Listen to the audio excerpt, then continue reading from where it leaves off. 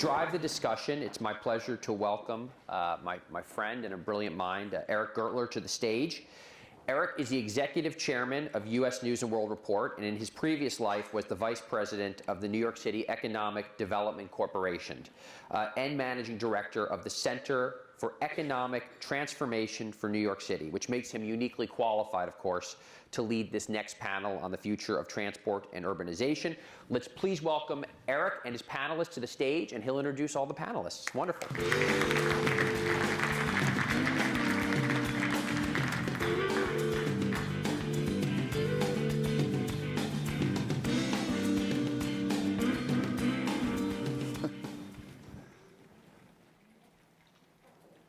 Great.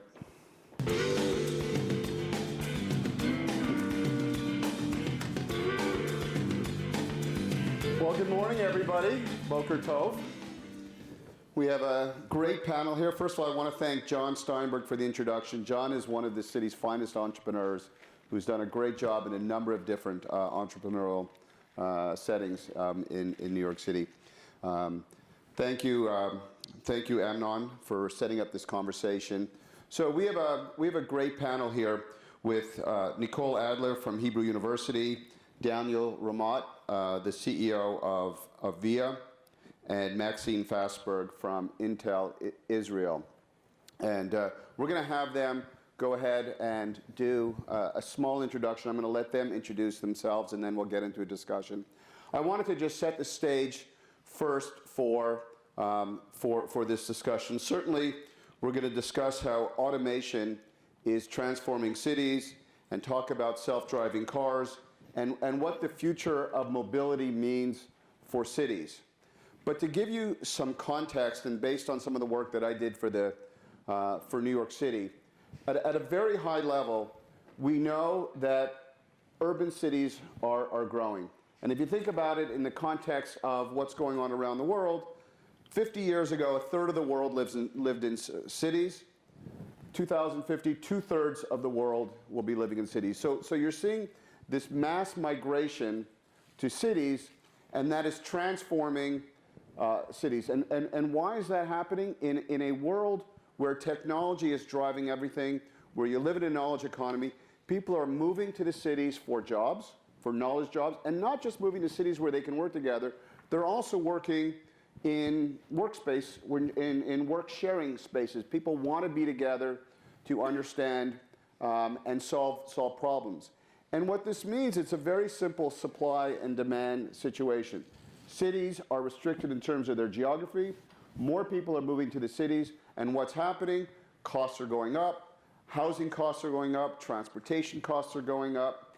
And then there's one other issue that is also affecting this disparity in terms of certainly the wealthy in cities are enjoying the benefits of the technology.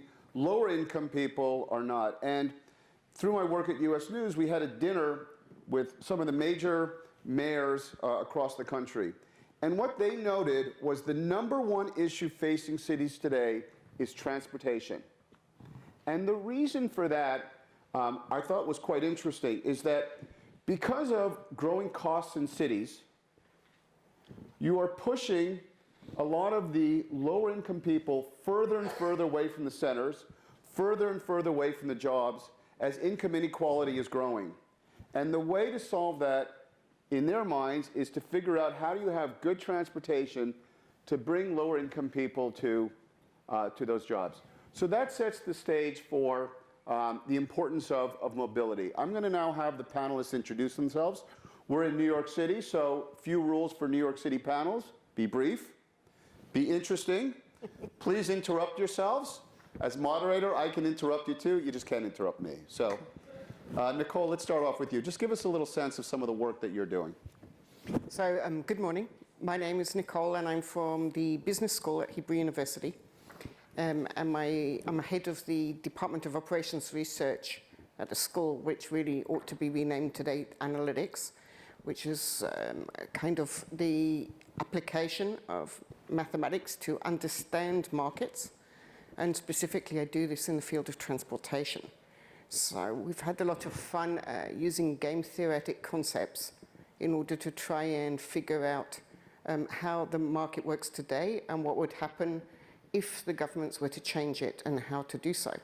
So I worked, for example, did some work for the Civil Aviation Authority in Israel when they were thinking about signing an open skies agreement with Europe.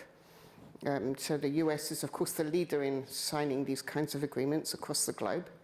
And the Europeans were interested in doing this horizontally together with Israel. And the real question for us was, would this sort of destroy the Israeli side of the industry? And we were able to run some game theoretic principles to understand whether it was a good idea. So obviously it's not perhaps the greatest thing for the producers like El Al, but it was certainly good for the high-tech industry that needs to be able to get to the real markets, which are not in Israel, but we're developing the technologies in Israel. And it's also good for the tourism industry back home, although that too is somewhat, again, because it was great for Tel Aviv and Jerusalem, less so for the north and south. So we see that through this understanding of the distributional effects, how rules and regulations can change how markets work. And that's true for automation as well. Great, thank you. Maxine? So good morning, everybody. My name is Maxime Fassberg.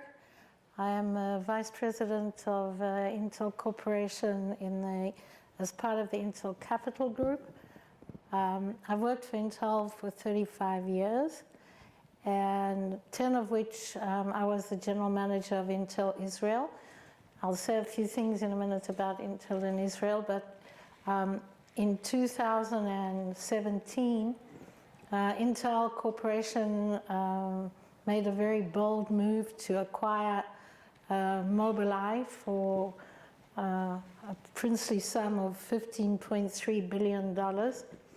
And Brian Krzanich, who was the CEO of Intel, came to me and said, we need to make sure that this acquisition is more successful than some of the acquisitions that Intel had done up until then, because we can't afford to lose $15 billion. So he put me in the role. It's got a very weird title. In fact, it can't even be translated into Hebrew. It's called Executive in Residence. And basically, I'm probably the best paid babysitter in the country.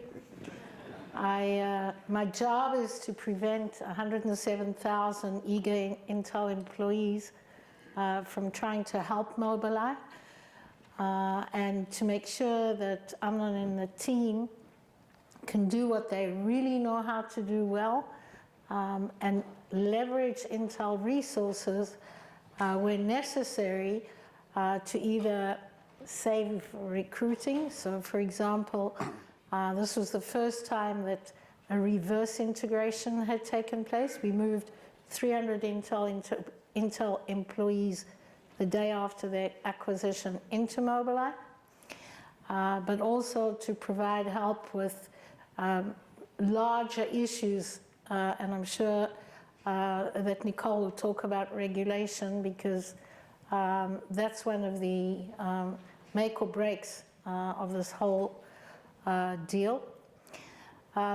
Just 2 words about Intel Israel. Intel established the first design center in Israel in 1974.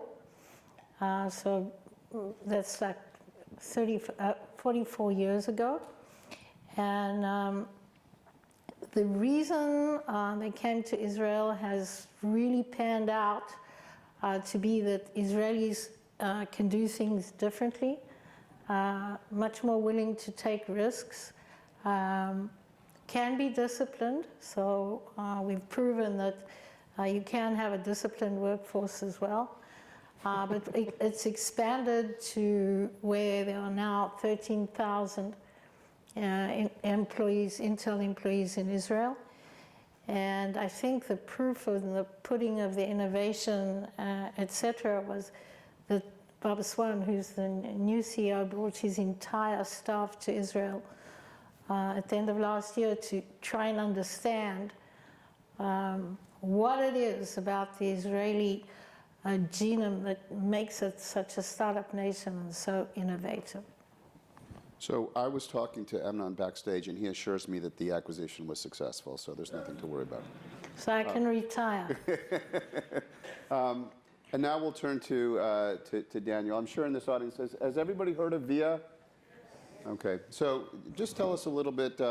I certainly see your cars in New York City, but you're much more expansive than just being in New York City. So talk a little bit about your global presence. Thanks. Good morning, everybody. Maybe I'll start by asking how many people have taken a VIA in the audience. Please raise your hand. That's good. For the rest of you, please download the app. VIA it started out here in New York City, but its roots are in Israel, are in the Monit Shirut, the Shirut taxi that we have in Israel, the vans that run fixed routes all over the country. And our idea, together with my co-founder Oren, was to take those fixed route vans, which are a bit more agile than your typical bus, and allow them to roam dynamically, to have their routes change in real time based on demand and based on data, and effectively create a new form of mass transit system or a new kind of public transportation. So if you think about Uber and Lyft and those guys as trying to create a better taxi, our approach has always been to try to build a better bus or a better public transit system. We've developed now what we consider to be an operating system for managing and controlling networks of on-demand shuttles that are extremely efficient. We provide nearly 3 million rides a month across 7 cities in the US and Europe, 7 of the largest cities in the US and Europe, where we provide a service directly to consumers, what you see in New York if you've experienced it. We've also taken that operating system, the technology that we have and all the operational expertise, and we provide it to cities, to public transit authorities, to public transit operators all over the globe, from the national government of Singapore to Transport for New South Wales in Australia, Transport for London, in London, Los Angeles Metro, and now Dan Corporation in Tel Aviv, one of the big public transit operators. We just launched a service in Tel Aviv a few weeks ago that's operated by Dan. We're just providing the software. And in that mode, we have about 60 different, we call them partner cities and transit authorities all over the world. We have a service in Jakarta, soon in Qatar. We hope to be in about 1,000 cities within 3 years. And we really think that our system can underpin and empower public transportation all over the world, in every city in the world, and we can talk more about why that might be a good thing. So let's start off with that there, and we think about cities. And in New York City, you go back. New York City has been ahead of the curve in terms of thinking about data. The police department uses data to figure out crime centers. The fire department figures out how do you have a firehouse closest to where fires may break out. But it's still in the early days. So Daniel, how have your relationships been with cities? Are cities easy to work with? I mean, what are the problems that, as you think about these enormous operating systems, and governments aren't set up to think about data in the same way that you are? Yeah, so, and Maxime was just mentioning to me, it might be useful to mention that Dan is a bus operating company that operates the bus service in Israel in a few cities, including in Tel Aviv. And so we are providing software to them to operate now a new kind of public transit service, a dynamic shuttle that is funded by the government. So the way that the cost is kept to 12 to 15 shekels and to go anywhere in Tel Aviv is through funding provided by the Ministry of Transportation in Israel that goes to Dan, which is just a traditional bus company, and then now Dan is using our software. And what we find, just to answer your question, is that different cities differ, and part of the reason that we have decided not only to operate our own service but also to partner directly with cities and with transit authorities is that launching an on-demand dynamic shuttle or on-demand public transportation service, different parts of the world, requires just a flexibility in the approach. Some cities, the regulations allow us to launch directly. That's great. We can operate our own service. Most places around the world, public transit is heavily regulated, and it makes a lot more sense to partner with the city or partner with the transit authority. And whereas I would say we've seen a marked change over the last 2 years, where 2 years or a year and a half ago, we would go talk to a city. We would explain what we do. We'd say, listen, we've got this service. It's running in New York, in Chicago, in Washington, D.C. It's great. Look at the results. We can provide a ride in some cases significantly cheaper than the MTA, say, in New York. Would you be interested in offering this service in your city? And we would get a lot of responses like, this is really interesting. Thank you for coming in. You guys are very cute. And that was kind of the main response that we got 2 years, 18 months ago. Today, I would say when we meet with cities, almost without exception, they say, we really need this. We need this service. When can you launch? Can you come here tomorrow? And then the question really becomes, okay, where's the funding coming from? What are the politics around it? How does the regulatory landscape look? So it's a very different conversation. Just out of curiosity, what's the time length average? To launch. 2 years? To do what? To integrate your technology with the system. So from the moment we have a contract signed, we can launch in days. We can get the technology working in hours in the local city. In order to be able to do this across dozens of cities all over the world, including in places that are as different as Goiânia in Brazil and Orange County in California, we've had to develop a very modular, flexible product that we can deploy in almost no time. So on our side, it takes almost no time. The challenge is really to get the vehicles and the drivers and set up the operations. So maybe that can take a few weeks. The long haul part, where maybe it takes months or can be over a year. In Israel, the discussion took well over a year. Is really the regulatory side, the politics, getting the funding. So, Nicole, let's talk about the politics. Let's talk about the regulatory from your perspective as well. How have you seen these new technologies integrating with public transportations, and how have you seen cities change in this regard? So I would throw out to our audience living in New York whether Uber and Lyft have improved your lives or not, whether it has improved the congestion or not, and argue that there's a lot of work to be done to figure out precisely what kind of transportation is required. And this is really a function of the size of the market and the space that the city is located in, and equally the periphery. So you have to get it right. And Via is an excellent service that could also easily clog streets unless the regulator has got it right. And the problem with transportation is that there's this very classic paradox called the Downs-Thompson paradox, which can show how we reach an equilibrium. So let's say we have a road with 2 lanes, and then we either have a hot lane for buses or some sort of subway system. And there, in the equilibrium, it will take the same amount of time to travel on both types of transport. So let's say to get from home to work around 30 minutes.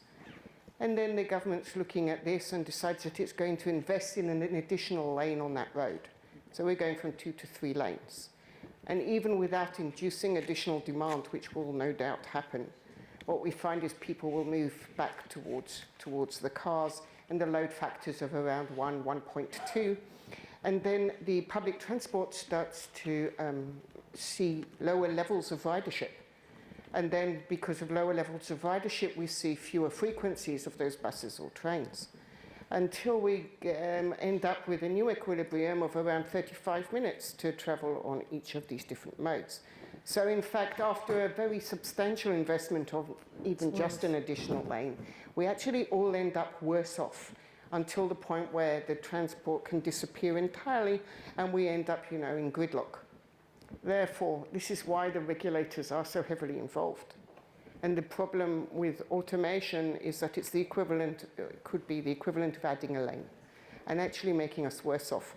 So we need to understand how to ensure that we can use this automation and, for example, the hail riding, allowing in Uber and Lyfts where we need it. In Israel, of course, today they don't exist because we have a government that's very happy with all of the taxes it makes on 100% taxes on every car sold, on the medallions for the taxi drivers, and so on, which actually prevent us from moving ahead.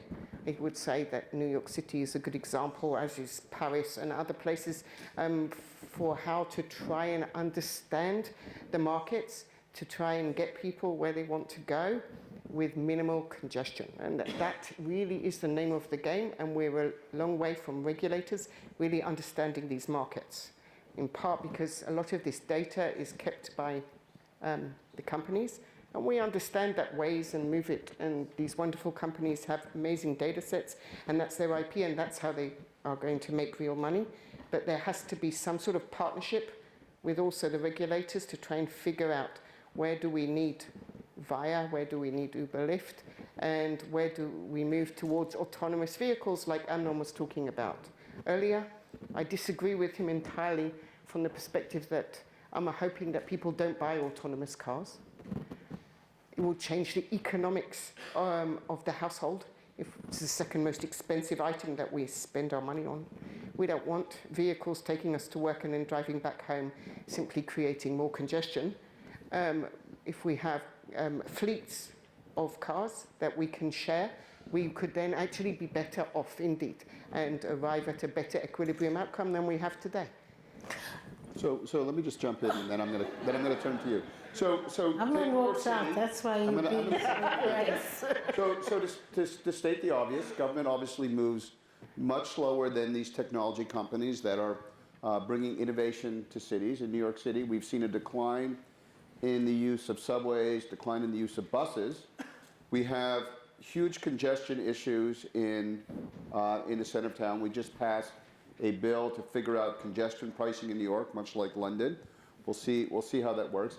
But everything becomes a trade-off, to your point. So, you know, bike lanes versus more autonomous vehicles versus ride sharing.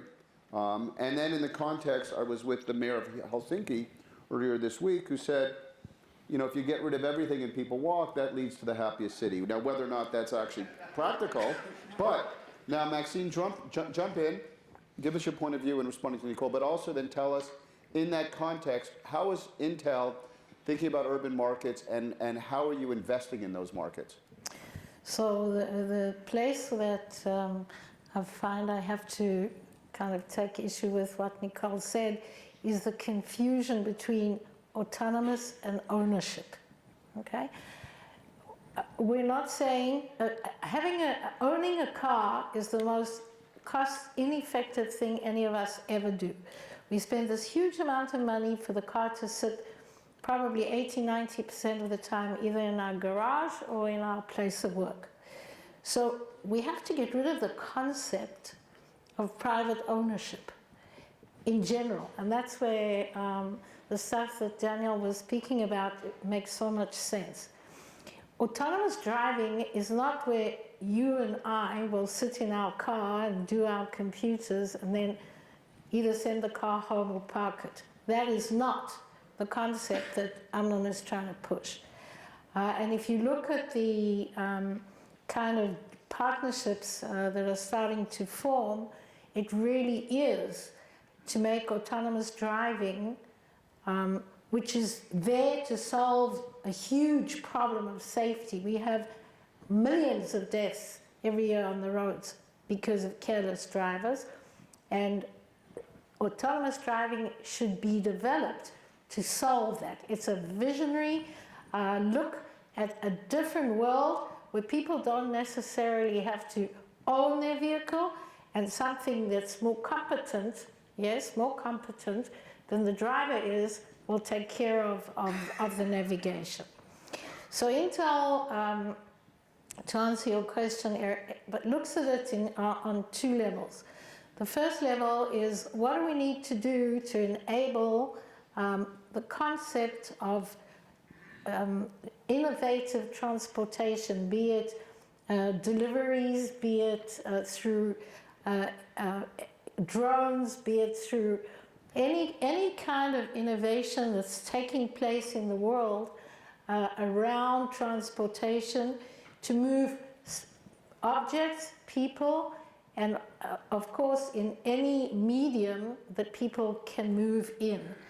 So Intel invests in those kind of, we're looking at things like Move It, okay? The other part of it is we look at Amnon's vision and say, okay, Amnon is talking about a vertical stack where it's everything from how the technology works all the way through to providing mobility as a service. What pieces are missing? We might buy you. so that We're thinking of buying Mobileye too. okay. The bill's gone up from 15 billion. Discuss. But we're looking to see what pieces are missing to make it a fully integrated stack that actually can provide a full mobility as a service concept. So Daniel, you're on the ground and seeing how people are using, your system and others. How have people's individual habits already started to change by using your service and other ride-sharing apps? So I want to sort of maybe take a step back in answering this question and say that our vision is very simple, and it's actually based on, I think, some very intuitive data. If you look at, to talk about what Nicole said, if you look at how people elect to travel, it is possible to defeat the private car. And we have some great examples. In New York City, more than 50% of people commute by public transportation, and fewer than 50% of households own a car. London is very similar. They're not quite at 50% by public transit, but they're close. Cities like Tokyo and Paris, and there are a few other examples where public transit has been able to take over the majority of the share of the market. But in order for that to happen, inevitably, you need a subway system. You need a great subway system, not just a sort of San Francisco type community system. That doesn't get you there. And when you don't have a good enough public transportation system, what happens is that people move towards the private car, and you get this cycle that you were describing, that increasingly the public transit system is eroded. And so, what are our options? We can dig more subways. It's prohibitively expensive, and most cities are just not large and dense enough to really support a powerful enough subway network, if you will. We can try to keep investing in the bus. That just hasn't really worked for us for over many, many decades. We've tried to use the bus to beat the private car, and inevitably what happens is that the private car wins. And so we at VIA have tried to come up with a new system that is a much more convenient, on-demand, dynamic transit system that is public transportation, so multiple people are sharing the vehicle, and we're trying to optimize the use of the seats in every vehicle and use just the right size of vehicle. Sometimes we use a 6-passenger van, sometimes it can be a much larger van or even a bus, depending on what the needs are and how people are moving around the city. And what you find is that when you deploy the system in New York City, well, not that many people drive anyways, so we get people moving to VIA from, as far as their habits, moving to VIA from taxis, from Uber, and sometimes even from the bus when the bus doesn't serve them very well. And people write to us and say, I could not get to my hospital appointment that I need to go to, my dialysis appointment every day on the bus. It just took an hour and a half. Now I can take VIA and get there in 20 minutes. So some people are moving from the bus because it just makes their lives much more convenient, and that's probably a good thing. In cities where we have launched, for example, in West Sacramento, the city of West Sacramento issued an independent report where there was basically no public transportation before VIA launched. We see that well over 50% of the people who are now using VIA were driving themselves before, or were simply unable to get to where they wanted to go. And a lot of people have moved to the system from Uber. Very, very few people have moved to it from the public transportation system because there was really no public transportation system. So I'm going to try and do something almost never done in the history of a conference. I'm going to try and get our panel ending on time. I'm going to give you each 1 minute, so to tell, you can respond or give us a sense of, as W.C. Field says, the future ain't what it used to be. What does the future of this look like in 10 years? A prediction or an insight? Nicole, and then down. I'm going to be strict here. Okay, so what I wanted to say in response is what we're really talking about here are called externalities. So there are externalities from everybody sitting in their private cars and creating congestion and creating pollution. And on the other hand, we need to have transportation that will allow mobility. And mobility as a service sounds much cooler than anything else we've been talking about, like the old fixed line buses. What I want to say is that the autonomous type of driving that we're going to expect is going to change our world for the positive, I sincerely hope, if we use the big data cleverly, if we give the tools to the regulators to understand how to do this. And from my own research, from a Horizon 2020 project, what we can see is people's value of time changes. They're going to be more willing to sit in a car where they don't have to keep stopping and starting. And as a result, we'll also see a push outwards towards living in the periphery and not only sitting in the center. I'm going to stop you there. I'm going to give me half a second, okay? And what we're going to do is change, in fact, our economies. So the revolution that is coming from transportation means we're going to have much more competition for the different facilities located around the city. And so the impact of this revolution is going to be felt in many industries. And this is just one supporting industry. Maxine? So I think all our concepts of traditional jobs is going to change. Our battle with looking at regulators as bureaucracy has to change. Regulators will either make or break this game, because if the regulation becomes prohibitive, nothing will work. And I think that in the end of the day, it's the idea, and Arnold spoke about it this morning, is to make the world a safer place for everybody. Daniel? I would say the future is the only way to get around cities are vans, autonomous vans powered by mobilized technology. This will be in every city in the world. And these vans will be routed dynamically based on demand. Hopefully some of them will be powered by VIA's technology. Well, the future of mobility is here. Please, a round of applause for our wonderful panelists.